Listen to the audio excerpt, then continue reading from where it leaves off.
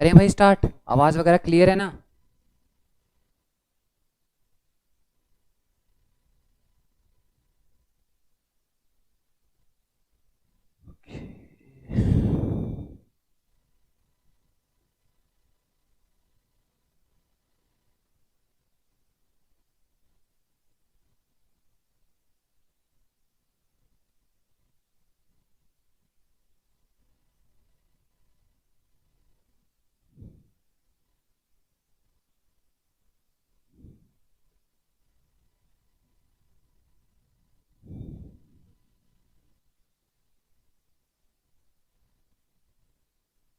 चलो तो आज अपन बात करेंगे Q factor for a cavity resonator.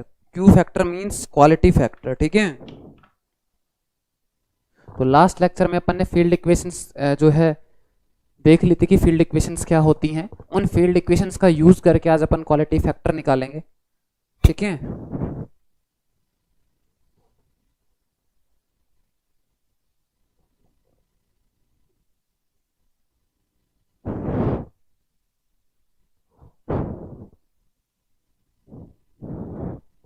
Okay Aditi, so topic is Q factor for cavity resonator. और इसमें भी अपन किसकी बात करेंगे? पहले रेक्टेंगुलर कैविटी रेजोनेटर की बात करेंगे, ठीक है। उसमें भी टी मोड की बात करेंगे। तो सबसे पहले क्यू फैक्टर होता क्या? क्यू फैक्टर होगा भैया 2 pi upon T, maximum stored energy पर साइकिल, कि कितनी एनर्जी स्टोर हो रही है, and divided by power loss. अब आपको पता है 1 अपॉन टी फ्रीक्वेंसी होती है, तो ये Q इज इक्वल हो जाएगा 2 पाई एफ आर। और स्टोर्ड एनर्जी वर्क डन के बराबर होगा, और पावर लॉस को मैं P लिख देता हूं, ठीक है। 2 पाई एफ क्या हो जाएगा? Angular frequency. तो ये फॉर्मूला बन जाएगा ओमेगा आर, यानी कि रेजोनेंट फ्रीक्वेंसी। आर यहाँ पे रेजोनेंट को बता रहा है, W वर्क को बता रहा है, और P पावर लॉस को बता रहा है। तो अब अपना काम क्या है? अपना काम है स्टोर्ड एनर्जी निकालना और पावर लॉस निकालना। Now we know that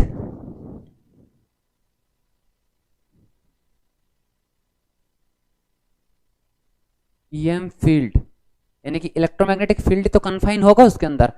in electromagnetic field is confined inside the rectangular, या सिर्फ कैविटी लिख दो, inside the cavity resonator.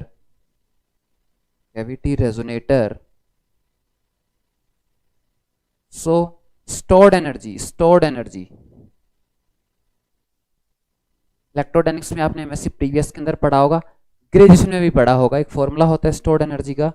तो स्टोर्ड एनर्जी वर्क के बराबर होगा epsilon by 2 E square into D tau, और यहाँ पे आता है ऑल स्पेस, मतलब जहाँ तक वो इलेक्ट्रिक फील्ड और मैग्नेटिक फील्ड क्या है, डिस्ट्रीब्यूटेड है, वहाँ तक। ये फॉर्मूला अपना कहाँ जाता है? आपके ग्रेजुएशन में आ जाता है, डिराइव करते हैं अपन। बाकी आपने ईडी में एमएससी प्रीवियस में भी पढ़ा होगा, डिराइव किया जाता है ये, ठीक है। और पावर लॉस तो अपन निकाल ही लेंगे बाद में। तो पहले अपना काम है कि ये एनर्जी निकालना, लेकिन एनर्जी निकालने से पहले अपन फील्ड इक्वेशंस लिखते हैं कि फील्ड इक्वेशंस क्या होती हैं। तो भैया फील्ड इक्वेशंस क्या होंगी, ध्यान दो। किसके लिए बात कर रहे हैं अपन? सबसे पहले मैं TEMNP मोड की बात कर रहा हूँ रेक्टेंगुलर कैविटी रेजोनेटर में। तो क्या दिया जाएगा? HZ दिया जाएगा। कितना होगा? H0Z cos m pi x upon a cos n pi y upon b और sin p पाई z अपॉन d। यही होता है।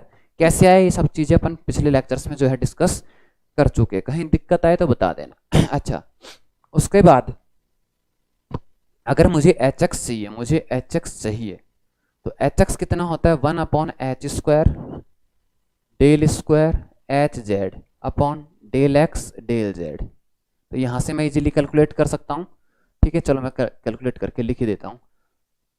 तो यह आ जाएगा H0Z अपॉन एच स्क्वायर। एक बार x के रेस्पेक्ट में करूँगा तो बाहर m पाई अपॉन a आएगा, और जब मैं z के रेस्पेक्ट में करूँगा तो p पाई अपॉन d आएगा।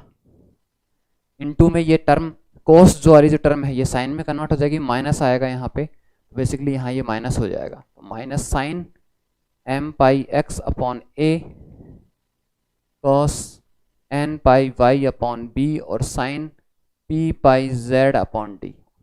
ठीक है, ऐसे ही एच वाई अगर मुझे कैलकुलेट करना है तो ये हो जाएगा 1/h² del square H Z. अपन इतनी बार इक्वेशन लिखते हैं कि वैसे ही याद हो जाती है ना,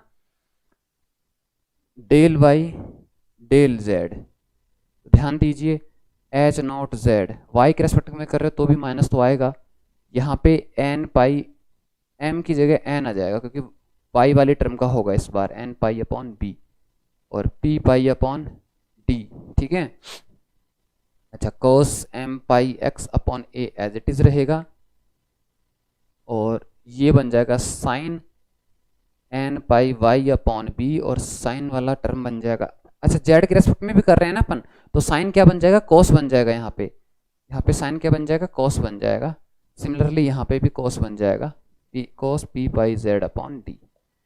ठीक है, एच वाई हो गया। उसके बाद अपन बात करते हैं ई एक्स, तो ई एक्स कितना होता है minus iota omega mu upon H square del H Z upon delta Y, यही होता है। तो वाई के रेस्पेक्ट में करूंगा तो वापस से माइनस आएगा, माइनस माइनस ये वाला प्लस हो जाएगा तो हो जाएगा iota omega mu upon H square. ठीक है, वाई के रेस्पेक्ट में कर रहा हूँ तो एन पाई अपॉन बी और बाकी ये फील्ड आ जाएगा क्या, cos M pi X upon A sign N pi Y upon B और ये कन्वर्ट नहीं होगा क्योंकि जेड के रेस्पेक्ट में नहीं कर रहे, तो जेड के रेस्पेक्ट में नहीं कर रहे तो sine P pi Z upon D as it is. ऐसे ही अपन क्या निकाल सकते हैं, ई वाई निकाल सकते हैं। अब क्योंकि शायद आपको दिख नहीं रहा होगा तो मैं नेक्स्ट स्टेप में कर दूंगा ये, ठीक है, यहाँ तक एक बार आप नोट कर लीजिए।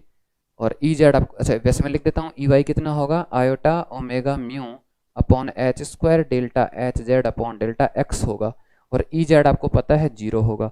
तो जब मुझे ई स्क्वायर रखना है तो पहले तो मैं इसको डोमिनेंट मोड में कन्वर्ट करूंगा, DE101 ले लेंगे अपन, और उसके बाद E X square plus E Y square plus E Z square क्या बन जाएगा, मोड ऑफ ई स्क्वायर।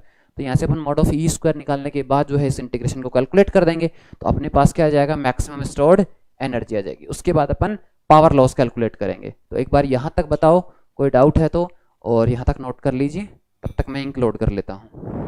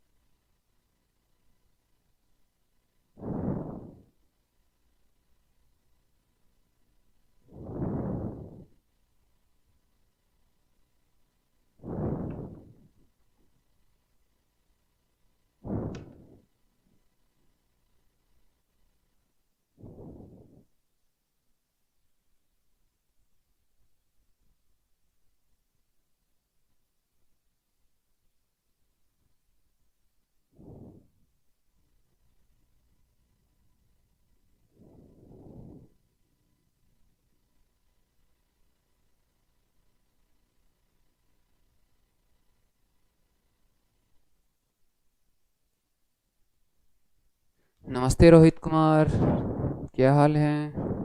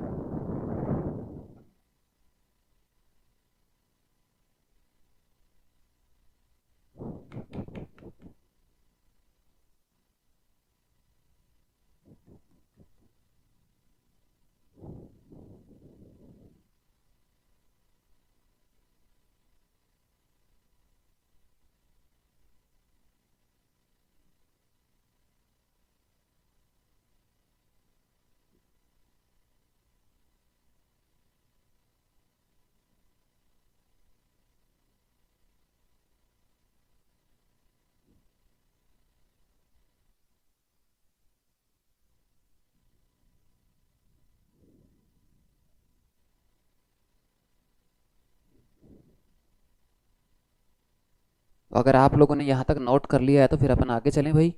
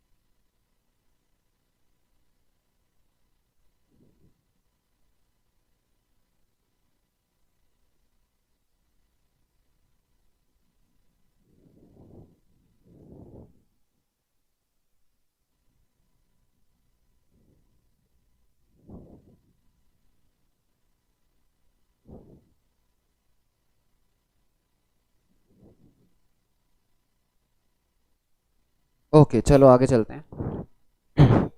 तो ये हटाते हैं। देखो आपको कि अलग अलग मोड के लिए एम एन और पी अलग अलग होंगे तो अपन डोमिनेंट मोड लेंगे। पहले मैं ई वाई और लिख देता हूँ। ई वाई जो है वो होगा iota omega mu upon H square. आप एक्स के रेस्पेक्ट में कर रहे हो तो एम पाई अपॉन ए बाहर आएगा, है ना, एम पाई अपॉन ए बाहर आएगा। और कोस जो है वो साइन में कन्वर्ट हो जाएगा और माइनस आएगा यहाँ पे। तो कोस एम पाई एक्स अपॉन जो ए था वो साइन में कन्वर्ट हो गया है। वाई वाले टर्म पे कोई फर्क नहीं पड़ेगा और जेड वाली पे भी कोई फर्क नहीं पड़ेगा। अब अपन बात करते हैं for dominant mode. For dominant mode PE101, ठीक है। तो मतलब आपको m कितना लेना है, m कितना लेना है, 1 लेना है, PB1 लेना है, लेकिन n 0 लेना है। तो यहाँ पे आ जाओ। अपने को तो EX EY EZ चाहिए, तो EX ये रहा। अगर मैंने n 0 रखा तो EX 0 हो जाएगा नहीं हो जाएगा, बताओ। 0 हो जाएगा क्योंकि साइन 0 0 होता है। तो भैया EX तो हो गया मेरा 0, इसको तो निपटाओ, ठीक है। EY देखो, और EZ ऑलरेडी 0 है, EZ ऑलरेडी 0 है। EY देखो कितना होगा, यहाँ पे m मैंने 1 रखा है तो minus iota omega mu pi upon H square A, ठीक है। और m1 रखा है तो ये हो जाएगा sine pi X upon A. n 0 रखा, कोस 0 1 हो जाएगा, और sine sine pi Z upon D. ये आप क्या, आपका ई वाई किसके लिए, डोमिनेंट मोड के लिए। आपको स्टोर्ड एनर्जी चाहिए epsilon by 2 E square into D tau. तो डीटो क्या होगा, D X D Y D Z. लेकिन पहले ही मैं ये वैल्यू रखता, अब देखो मोड लगा हुआ है, मोड लगा हुआ है तो मतलब ये माइनस माइनस का कोई मतलब नहीं बनता है, तो आयोटा हट जाएगा, छोड़ो उसको। तो ये आ जाएगा omega square mu square pi square H की पावर 4 ए स्क्वायर, और ये बन जाएगा sine square pi X upon A sine square pi Z upon D. अच्छा, इंटीग्रेशन में क्या आएगा, D X D Y D Z, volume integration है। लिमिट्स क्या लगेंगी, लिमिट्स क्या लगेंगी, एक्स की लिमिट 0 से ए, वाई की लिमिट 0 से बी, और जेड की लिमिट 0 से डी। तो अगर आप ध्यान से इसको देखोगे तो ओमेगा स्क्वायर बाहर, म्यू स्क्वायर बाहर, पाई स्क्वायर बाहर, एच 4 बाहर, ए स्क्वायर बाहर। मैं y के रेस्पेक्ट में करूंगा तो y के रेस्पेक्ट में कोई टर्म नहीं, इंटीग्रेशन करूंगा तो y आएगा, और लिमिट्स रखोगे तो b माइनस 0 मतलब आ जाएगा b। अब मुझे इंटीग्रेशन दो सेपरेट इंटीग्रेशन करना है, एक साइन स्क्वायर का करना है, sign square pi X upon A D x, कहाँ से कहाँ तक, जीरो से लेके ए तक। दूसरा मुझे करना है कहाँ से कहाँ तक, जीरो से लेके डी तक, किसका, sign square pi Z upon D into D Z. तो मैं इसका इंटीग्रेशन कर लेता हूँ, इसका जितना आएगा उतनी वैल्यू ऑलमोस्ट इसकी आएगी, बस ए की जगह डी रखना है क्योंकि फॉर्म तक जैसी ही है ना। तो क्या करें, वहां से हटाएं, या फिर देखो मैं इन फील्ड इक्वेशंस को हटाना नहीं चाहता। इसका रीजन क्या है, क्योंकि जब मैं पावर लॉस निकालूंगा ना तो पावर लॉस में मुझे इनकी जरूरत पड़ेगी, तो मैं नीचे वाली हटा लेता हूँ, इलेक्ट्रिक फील्ड वाली हटा लेता हूँ, क्योंकि मैग्नेटिक फील्ड की वजह से करंट जनरेट होता है और करंट की वजह से पावर लॉस होगा, तो अपने को थोड़ा निकालने के लिए जरूरत पड़ेगी। तो मैं इनको नहीं हटाता हूँ, ये हटा लेता हूँ।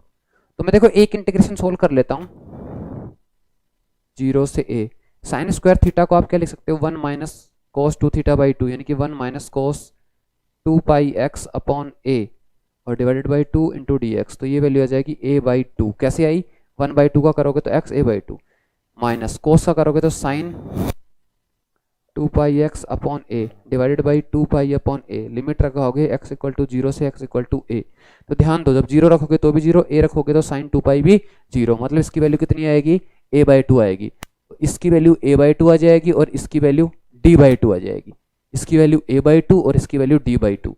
ठीक है, तो बेसिकली ये जो W है, जो वर्क डन था या जो स्टोर्ड एनर्जी थी, आ गया ओमेगा स्क्वायर, चाहो तो आप रेजोनेंट लिख सकते हो, ओमेगा आर लिख सकते हो, mu square pi square upon H four A square और फिर बी और इंटू में ए बाई टू और इंटू में डी बाई टू। तो ये आ गया आपका स्टोर्ड एनर्जी। क्या आ गई, स्टोर्ड एनर्जी। तो एक बार यहाँ तक नोट कर लो, उसके बाद पावर लॉस निकालना सिखाते हैं आपको।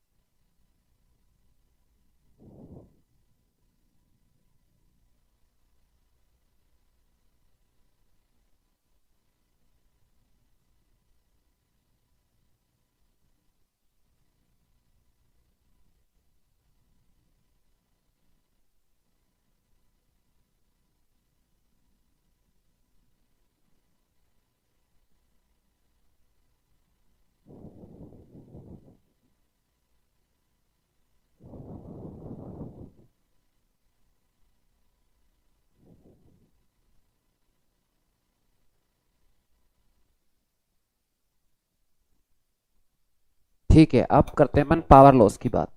ठीक है, तो पावर लॉस में देखो क्या है, कंडक्टिंग वॉल पे जो करंट फ्लो होगा और कंडक्टिंग वॉल में कुछ ना कुछ रेजिस्टेंस होगा, तो उनकी वजह से जो पावर लॉस होगा वो अपन कैलकुलेट करेंगे। तो उसके लिए फॉर्मूला अपन ऑलरेडी डिस्कस कर चुके थे। अब ये फॉर्मूला आप लोग नोट कर लो, ठीक है ना, क्योंकि ये लास्ट में मुझे याद नहीं है, लास्ट में मैं क्वालिटी फैक्टर निकालूंगा उस टाइम आपसे पूछ लूंगा तो आप मुझे बता देना, ठीक है।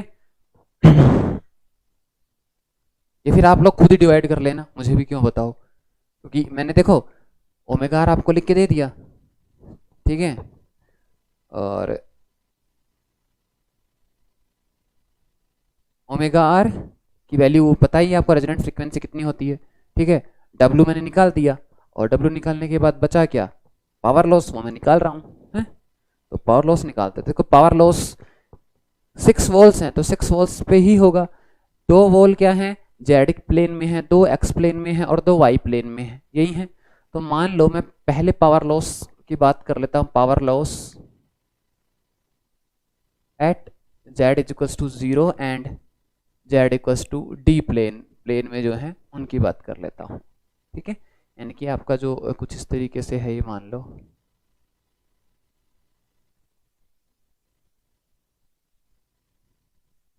क्यूब हो गया है, लेकिन इसको थोड़ा सा आप लंबा कर दोगे तो क्यूबॉइड बन जाएगा। तो ये एक्स एक्सिस है, ये वाई एक्सिस है और ये जेड एक्सिस है। तो जेड इक्वल टू 0 का मतलब क्या है, जेड इक्वल टू 0 मतलब है टॉप, ये जो फ्रंट वॉल है, बेसिकली आप इसको क्या कह सकते हो, फ्रंट एंड बैक वॉल। जो सबसे सामने और जो सबसे पीछे है वो दोनों क्या है, जेड इक्वल टू 0 और जेड इक्वल टू डी। तो ये जो है जेड इक्वल टू 0 है और ये जो पीछे है ये जेड इक्वल टू डी है ना, जस्ट पीछे। जैसे अभी मेरे पास ये इंक का बॉक्स है ना, तो ये अगर मैं इसको ऐसे रखूं तो ये जो है ये क्या है, जेड इक्वल टू 0 और एक ये जो है जेड इक्वल टू डी, ठीक है ना। क्योंकि ये वाला एक्सिस एक्स है, ये वाला एक्सिस वाई है, तो ये प्लेन कौन सा हो गया, एक्स वाई प्लेन हो गया। एक्स वाई जब 2 डिजिट बोलते हो तो इसका मतलब दोनों वेरी कर रहे हैं, सिंगल बोलते हो तो वो डायरेक्शन को बताता है। तो इस प्लेन को तो आप एक्स वाई प्लेन बोल सकते हो या फिर इसको जेड प्लेन बोल सकते हो, है ना। तो एक जेड इक्वल टू 0, एक Z equal to D plane है। तो ध्यान दो, जो पावर लॉस होगा तो मैं जेड प्लेन के लिए दोनों के लिए निकाल लेता हूँ एक साथ ही। तो देखो फॉर्मूला क्या होता है, R S by 2 H T square. अब जेड प्लेन में है तो integration D X D Y के रेस्पेक्ट में। अब क्योंकि देखो एक जेड इक्वल टू 0 पे है, एक जेड इक्वल टू डी पर है, तो 2 दीवारें हैं, तो 2 दीवार के लिए 2 से मल्टीप्लाई कर दिया मैंने। आर एस क्या है, सरफेस रेजिस्टेंस है, जो अपन ऑलरेडी एक क्लास में डिस्कस कर चुके हैं। तो यह जाएगा आर एस। अच्छा, अब मुझे चाहिए यहाँ पे देखो टेंजेंशियल फील्ड चाहिए, यानी कि एच एक्स और एच वाई के कंपोनेंट चाहिए, लेकिन वापस से किसके लिए करेंगे अपन, TE101 मोड के लिए, TE101 मोड के लिए, और उसमें भी जेड इक्वल टू 0 और जेड इक्वल टू डी वाला केस अपने को रखना है। तो ये रहा देखो एच जेड, इसमें अगर मैं जेड इक्वल टू 0 रखता हूँ, जेड इक्वल टू 0 रखता हूँ तो साइन 0 0 पूरा फील्ड 0, मतलब एच जेड 0 आएगा। जेड इक्वल टू डी रखता हूँ तो भी डी से डी कैंसिल, साइन पी पाई ये भी 0 होता है, तो मतलब एच जेड तो नहीं आएगा, चलो काम खत्म। और वैसे भी इसमें एच जेड आता भी नहीं क्योंकि डी एक्स डी वाई की बात, एच एक्स की बात करो,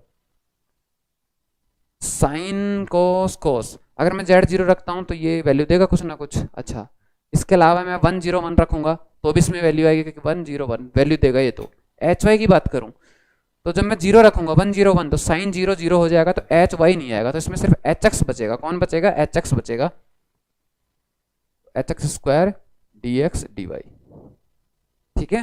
तो R S integration H X ये रहा, स्क्वायर करोगे तो ध्यान देना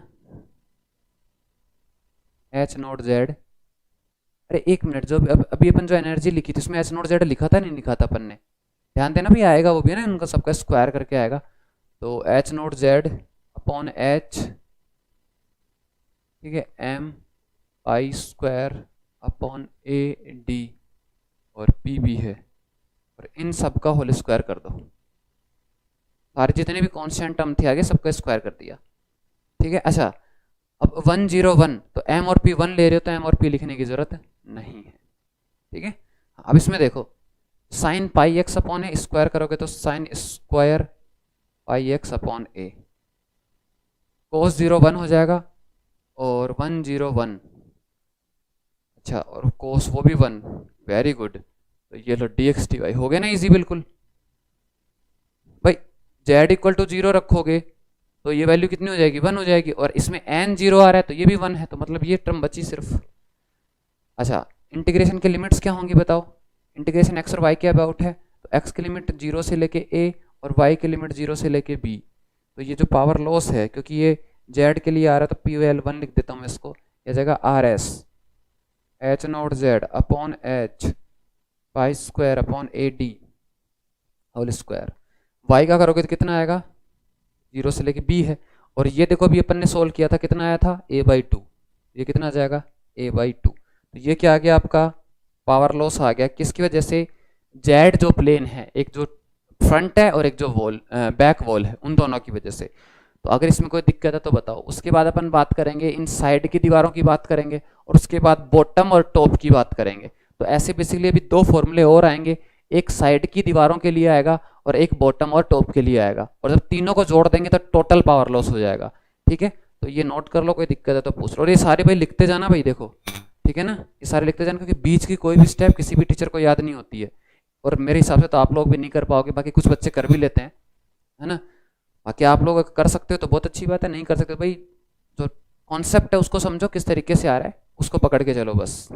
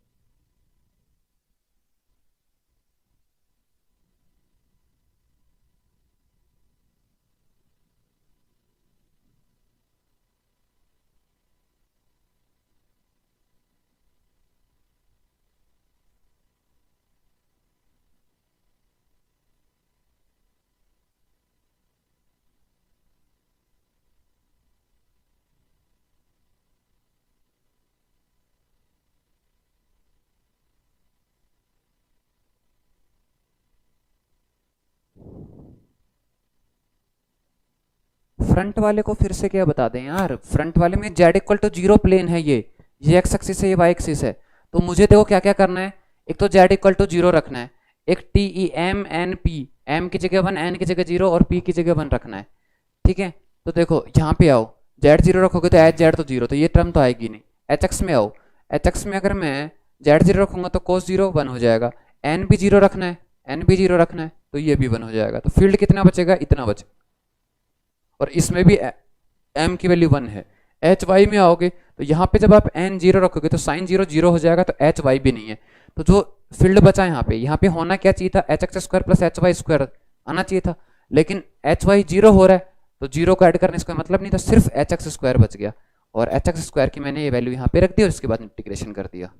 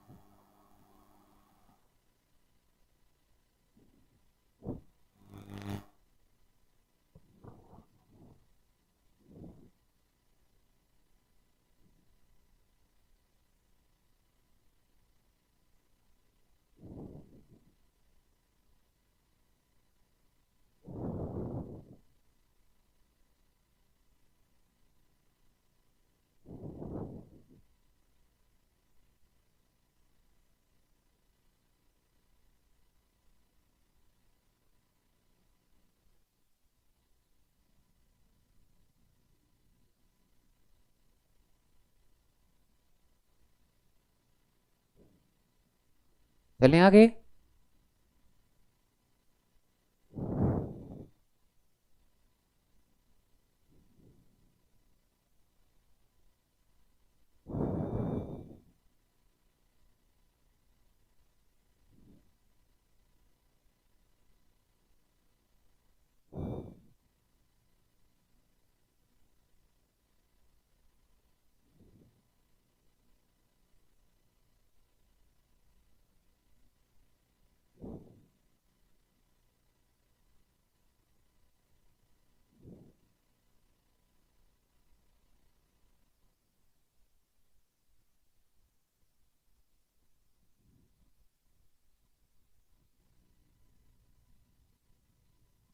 हाँ एप्सिलॉन बाई टू आएगा, मैंने लिखा था शायद, नहीं लिखा था कि मैंने, जहाँ तक मुझे याद है मैंने लिखा था एप्सिलॉन बाई टू।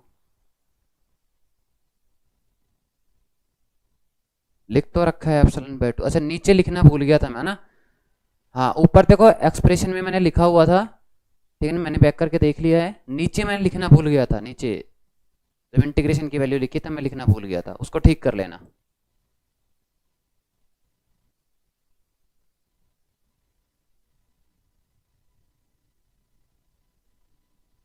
और इसको ना ओमेगा आर मत लिखना, इसको ओमेगा ही लिखो, ओनली ओमेगा लिखो इसको ना, ओमेगा आर मत लिखो, ओमेगा ही लिखो। और एप्सिलॉन बाई टू भी लिख लेना, क्योंकि ज़रूरी नहीं है कि हमेशा अपन उसको रेजोनेंट कंडीशन में ही रखें।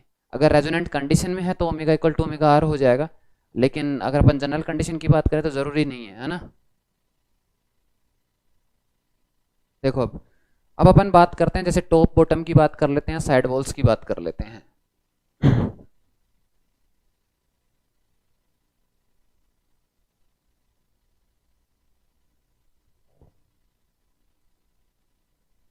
तो टॉप और बॉटम कौन से प्लेन है, कोई बता सकता है तो कमेंट में बता दो। Power loss eight top and bottom, मतलब कौन से प्लेन है ये बताना है आपको, ठीक है। इस एक्सेस को एक्स ले रहा था, इसको वाई ले रहा था, और इसको जेड ले रहा था। अब ये वाला प्लेन है वो, ये एक्स जेड प्लेन है। और अगर आप सिंगल कहना चाहते तो आप उसको वाई से डिनोट करोगे, यानी कि Y equal to zero and Y equal to B वाला जो प्लेन है उसकी बात है।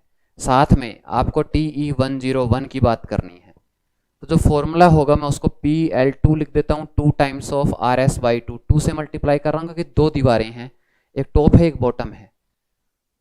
तो यहाँ पे वही H टेंजेंशियल स्क्वायर, और कौन सा प्लेन है, वाई प्लेन है ना, तो यह आ जाएगा DX DZ आ जाएगा। अब ध्यान दो भैया, अब इसमें HX और HZ के कंपोनेंट आने चाहिए, देखते हैं। HZ से शुरुआत करते हैं। HZ में मुझे y इक्वल टू जीरो रखना है, तो y इक्वल टू जीरो रखूंगा तो ये टर्म वन आ जाएगी, और अगर मैं b रखूंगा तो भी ये बन ही रहेगी, क्योंकि कोस एन पाई कितना होता है -1 की पावर n, लेकिन अपन स्क्वायर करेंगे तो +1 रहेगा, ठीक है। तो ये ठीक है 101, ठीक है, ये नॉन जीरो रहेगा। उसके बाद अपन बात करते हैं किसकी, HX की, HX ये रहा। तो इसमें मुझे रखना है क्या 101, और y की जगह जीरो या b, तो ये y ठीक है, ये भी नॉन जीरो रहेगा, क्या ही बात है, इसमें तो दो टर्म आएंगी मतलब, है ना। एच वाई नहीं आएगा, एच वाई में आप 10 रखोगे साइन जीरो जीरो हो जाएगा। तो देखो इसमें एच एक्स भी टर्म कुछ ना कुछ वैल्यू ले रही है और एच जेड भी कुछ ना कुछ वैल्यू ले रही है, इसको थोड़ा सा ध्यान से करना है। इसमें एच एक्स भी वैल्यू लेगा और एच जेड भी वैल्यू लेगा। ये are S integration H x कितना आ रहा है, देखो स्क्वायर करने के बाद, ये पहले एच जेड लिख देता हूं मैं ना। एच जेड कितना आ रहा है, एच नॉट जेड का स्क्वायर, ठीक है, cos pi X upon A, cos square pi X upon A. अच्छा एन जीरो लोगे तो ये वैल्यू 1 हो जाएगी, और ये आएगा sign square pi Z upon D, sign square pi Z upon D. ये हो गया आपका एच जेड का square, plus H X square करना है तो एच एक्स ये रहा, इसमें आएगा एच नॉट जेड का स्क्वायर अपॉन एच स्क्वायर है तो क्या बन जाएगा वो, एच की पावर 4 बन जाएगा, और पाई की power 4 upon A square D square, ठीक है। ये वैल्यू यहाँ पे स्क्वायर करके लिख दिया मैंने। अपन क्या रख रहे हैं 101, तो ये आएगा साइन पाई एक्स अपॉन ए, जीरो रखोगे तो ये 1 हो जाएगा, और ये पाई जेड अपॉन डी, तो ये आ जाएगा basically sine square pi X upon A और cos square pi Z upon D. ठीक है, और इंटीग्रेशन करना है आपको डी एक्स डी जेड के रेस्पेक्ट में, integration D X D Z के रेस्पेक्ट में।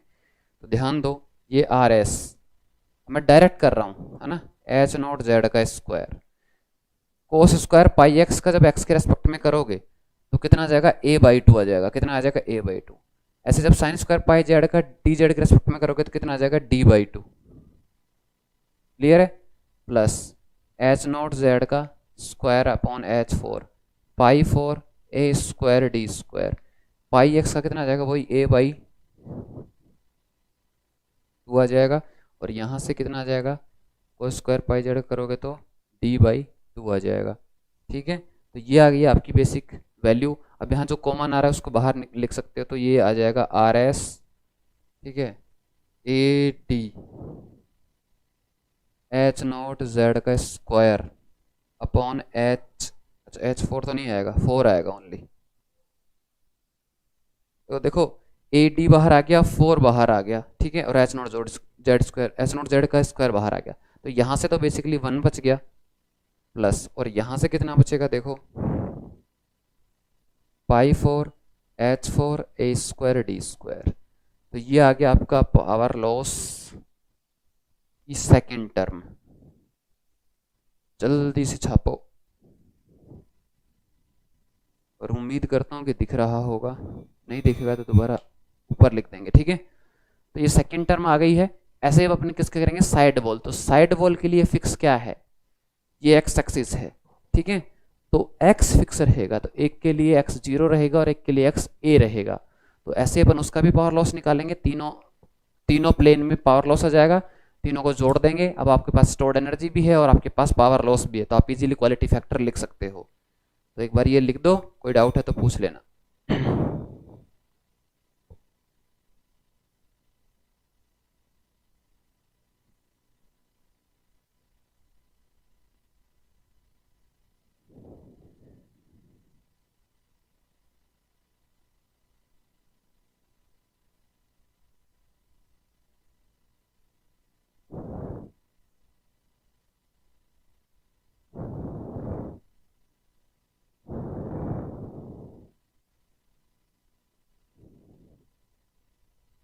ऐसे कैसे हो सकता है रोहित कि बॉटम तो वाई जेड प्लेन हो और टॉप एक्स जेड प्लेन हो, अलग अलग कैसे हो सकते हैं, दोनों एक दूसरे के पैरेलल हैं।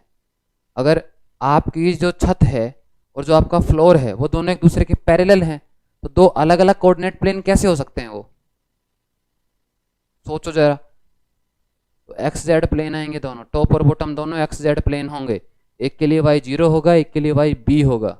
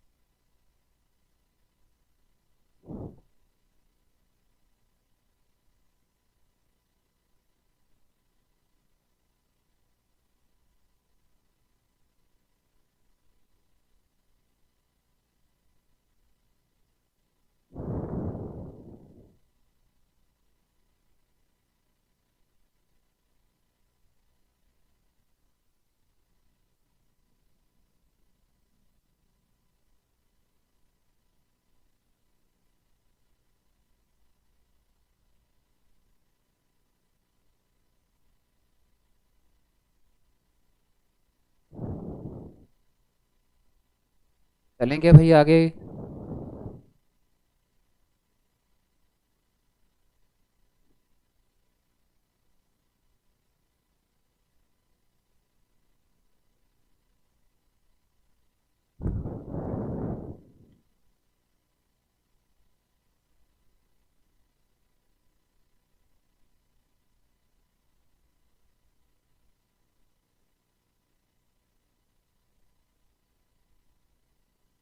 कोई बात नहीं रोहित, इट्स ओके।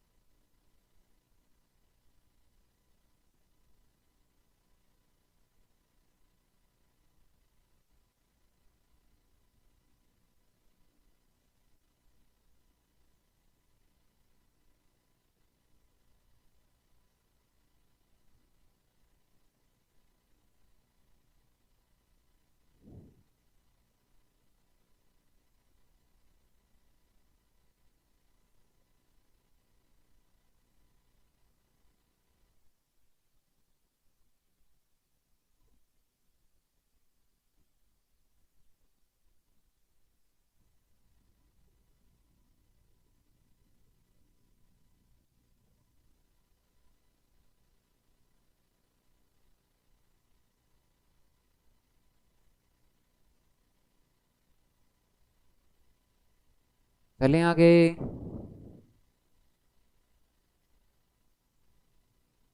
ओके, तो अब ये हटाते हैं और अब अपन साइड वॉल्स की बात करते हैं, ठीक है।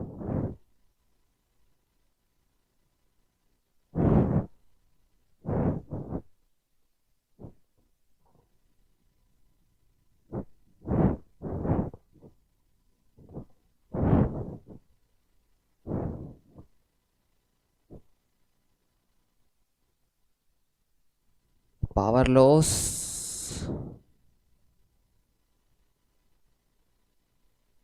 Eight side walls, and that is side walls की इक्वेशन हो जाएंगे x equal to 0 and x equals to a, and you have to consider TE101 mod 2. okay, means you have to consider m equals to 1, n equals to 0 and p equals to 1. so here are your equations, ठीक है। तो अगर मैं x equal to 0 रखता हूं तो ये field तो 0 है, कोई मतलब ही नहीं है इसका, तो ठीक है ना, क्यों साइन 0 0, ठीक है, हटाओ इसको। तो इस पे आओ पहले, क्या x इक्वल टू 0 करने पर ये 0 होगा, नहीं होगा, cos 0 1 हो जाएगा, ठीक है। और 1 0 1 रखूंगा तो 1 0 1 नहीं होगा, मतलब ये प्रेजेंट रहेगा। इस पे आओ 1 0, तो अगर मैं यहाँ पे n 0 रखूंगा साइन 0 0 तो h y 0, मतलब यहाँ पे सिर्फ और सिर्फ कौन सा फील्ड बचेगा, नॉन जीरो, एच जेड बचेगा। So PL3 can be written as 2 times of RS/2, ठीक है, सरफेस इंटीग्रेशन